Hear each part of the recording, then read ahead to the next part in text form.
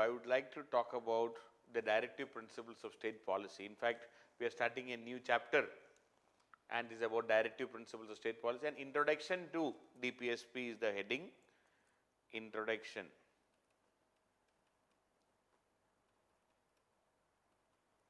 to DPSP or directive principles of state policy, article 36 to 51. This is directive principles of state policy. But unlike the fundamental rights where we had to study and elaborate each and every article in a big way, that situation is not here. So we will be able to cover this directive principles of state policy much faster and easier. But still, certain things we should remember. First of all, we should know that directive principles is part 4 of the Constitution. Part 4 of the Constitution, articles 36 to 51. It is about, what is that? Directive principles are the aims and objectives to be taken up by the state in the governance of the country. Okay, these are the aims and objectives to be taken up.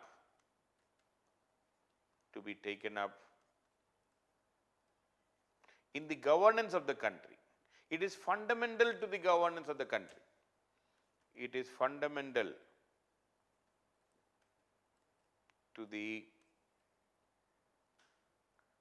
governance of the country. It is very essential for the governance of the country. And this part 4 of the Constitution is, we have adopted this idea from the Constitution of Ireland. This part 4 is adopted from the Constitution of Ireland. This idea we got from there.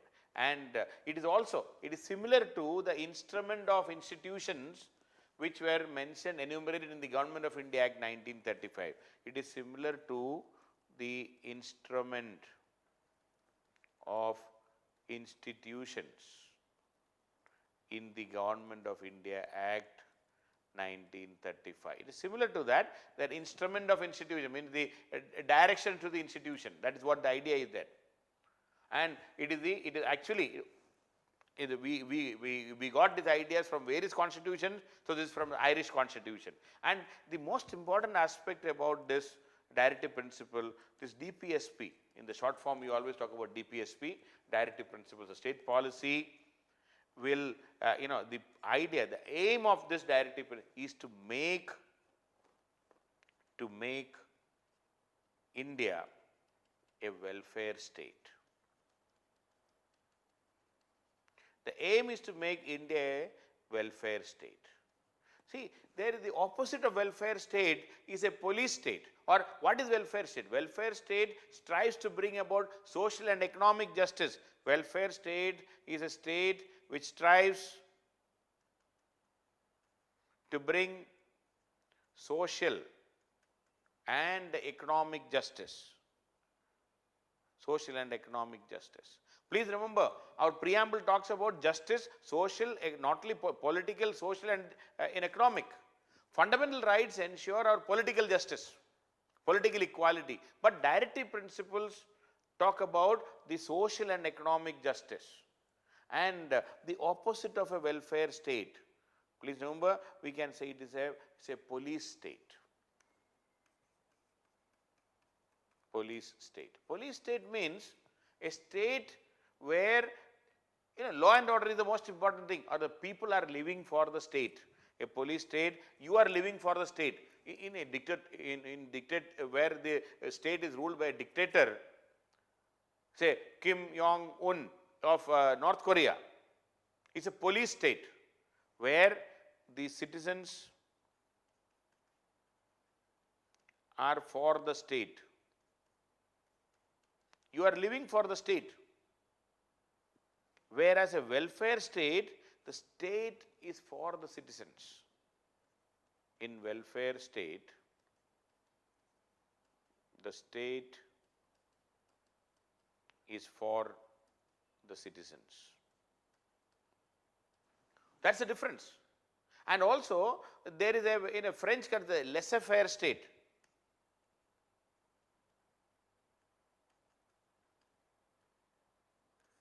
Laissez-faire. French term, where the state is least bothered about and least interfering state.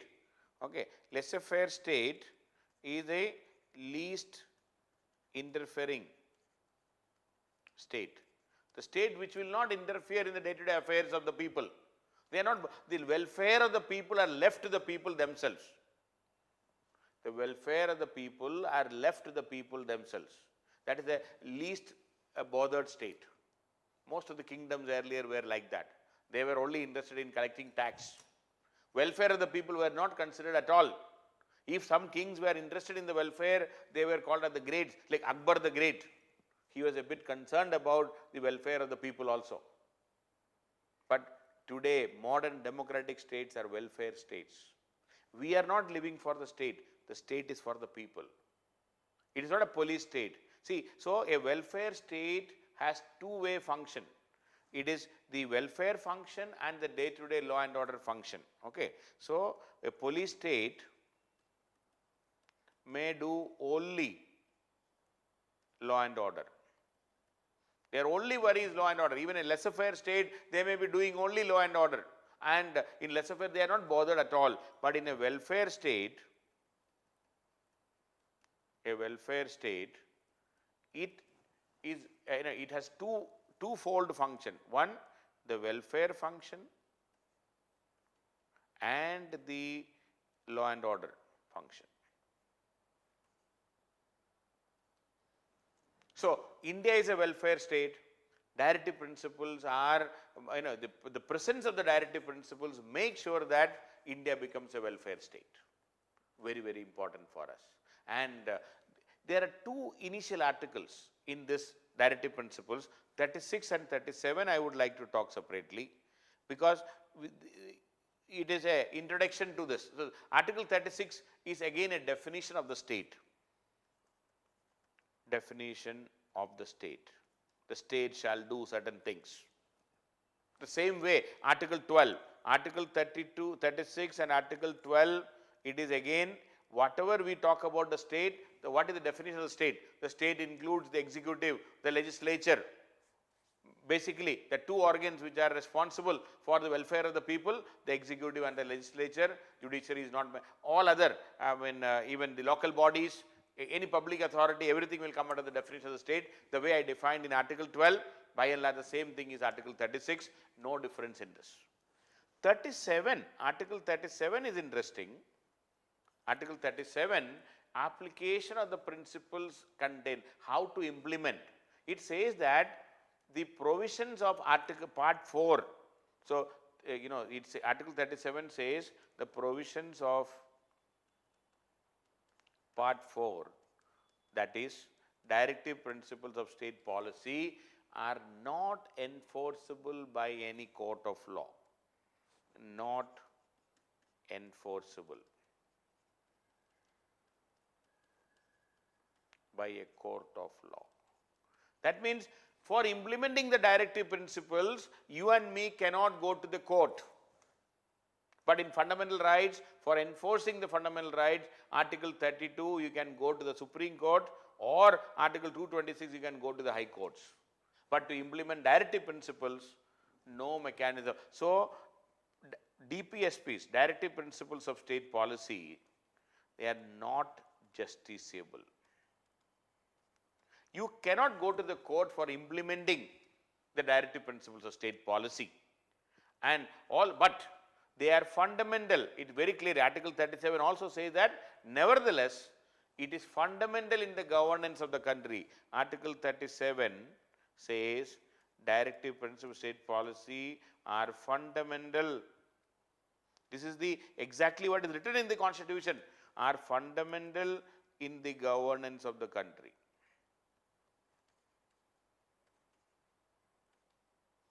It is not justiciable, but it is fundamental to the governance of in the governance of the country, and it is a duty of the state to apply these principles while making laws. It also says, article 37 also says that it is the duty of the state, okay, it is the duty of the state to apply these principles while making laws. duty of the state to apply these principles while making laws. So, three things are mentioned in Article 37. First of all, Article 37 says these are not enforceable in a court of law, it is not justiciable. Article 37 says directive principles are not enforceable by a court of law. Number two, it says it is fundamental, but it will be fundamental to in the governance of the country. Directive principles will be fundamental in the governance of the country. And it also says it is the duty, don't forget, it is the duty of the state to apply these principles while making laws. So 37 is saying that it is, so that means, that directive principles have no legal sanction. According to Article 37, directive principles of state policy has no legal sanctions, meaning you cannot implement through a court of law, but it has political sanctions. See, it has political. That is the meaning. It may not have a legal sanction. It wants, and directive principles will ensure it's a comprehensive program for social and economic justice. DPSP is a comprehensive program. DPSP is a comprehensive program for social and economic justice. Comprehensive program for social and economic justice. It's elaborate. Right from Article 38 to 51, it is talking about social and economic justice. And also, it ensures the, not only this economic justice, it is the social and economic democracy. Fundamental rights ensures the political democracy. Fundamental rights, the political democracy. But directive principles of state policy, it is the social and economic democracy.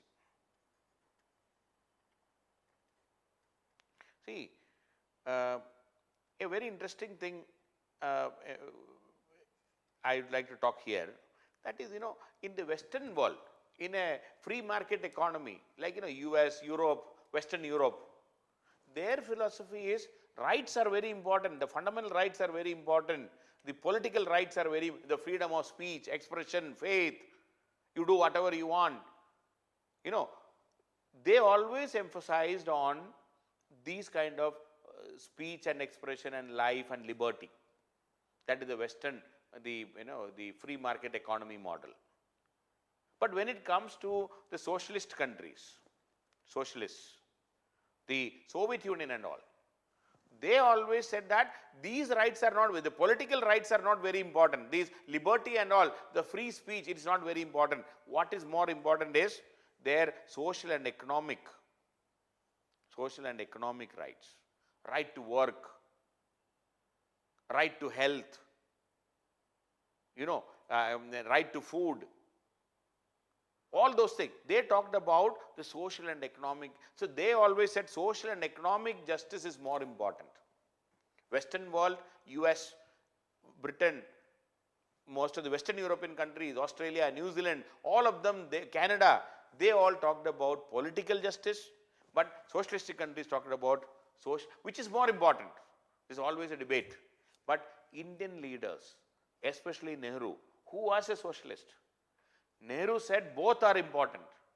Political rights are important. At the same time, your social and economic rights are equally important. But to implement this directive principles ensure the social and economic justice, economic democracy. But the problem is, to implement social and economic justice, lot of money, lot of investment is required. India is a poor country. We are already looted by the Britishers.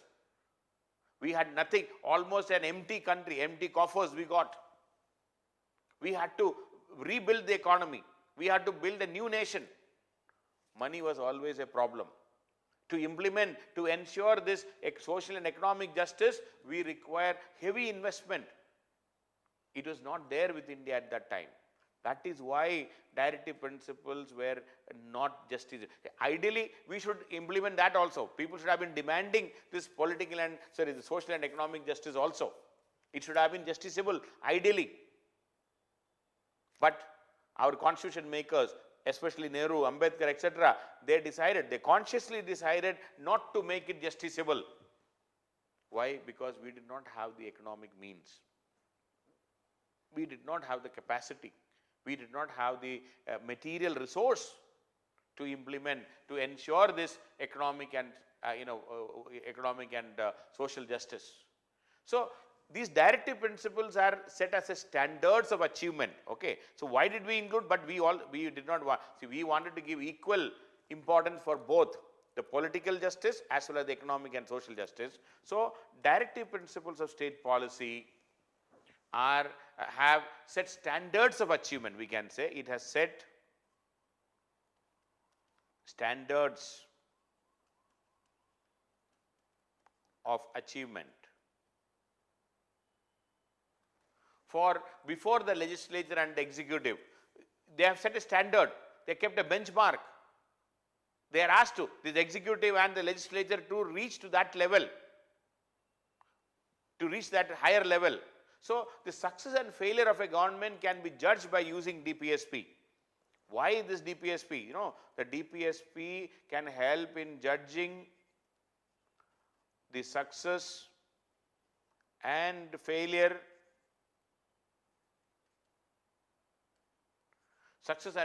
of any government. And it's true, DPSP lacks this legal sanctions, but it enjoys political sanction in the, when it comes to elections. People will judge a government based on whether, that is what we ideally wanted. People should judge a government based on whether they implemented these directive principles or not. But today, because of communalism, because of casteism, people are voting only based on the communal and caste allegiance, which is very sad. We should be voting for a government based on their performance in implementing the directive principles. That is what we ideally expected. But unfortunately, with more education, more awareness, more literacy, we are unfortunately becoming more communal, more casteist, more linguistic basis. Quite sad, quite unfortunate. This is a sad story of India today. But the constitution makers wrote down in the directive principle, all these principles, what is to be, their standards to be achieved, to ensure that the people can vote based on the performance of based on the implementation of these directive principles. And also, directive principles of state policy, because of that, for the Supreme Court,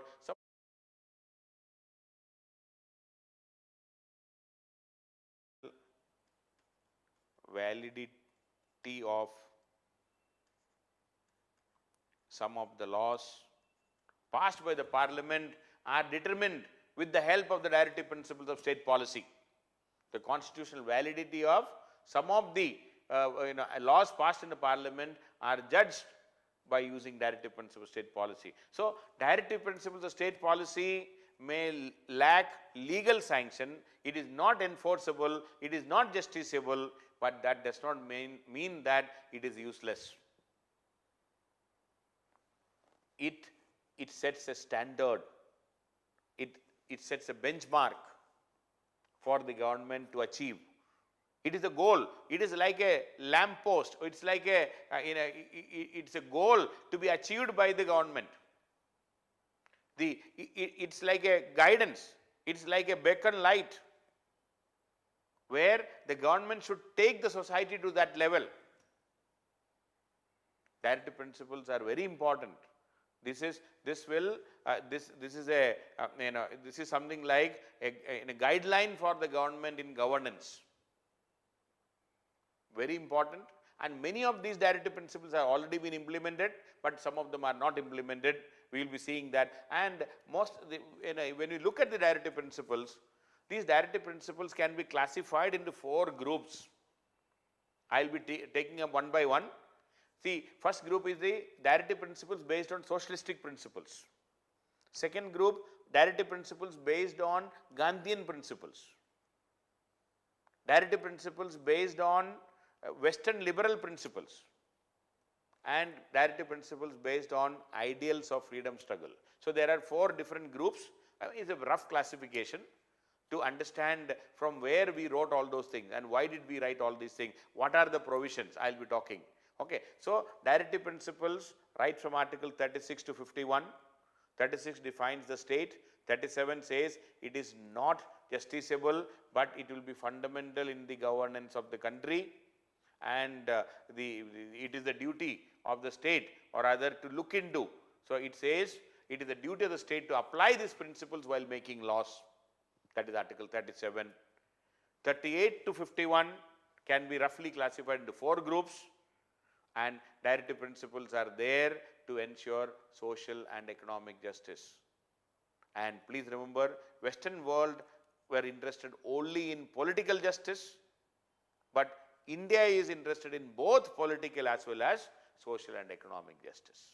So that is where that is about in an introduction to directive principles I would like to speak. In the coming videos, I will be talking about various groups, and each and every directive principle I will be discussing separately.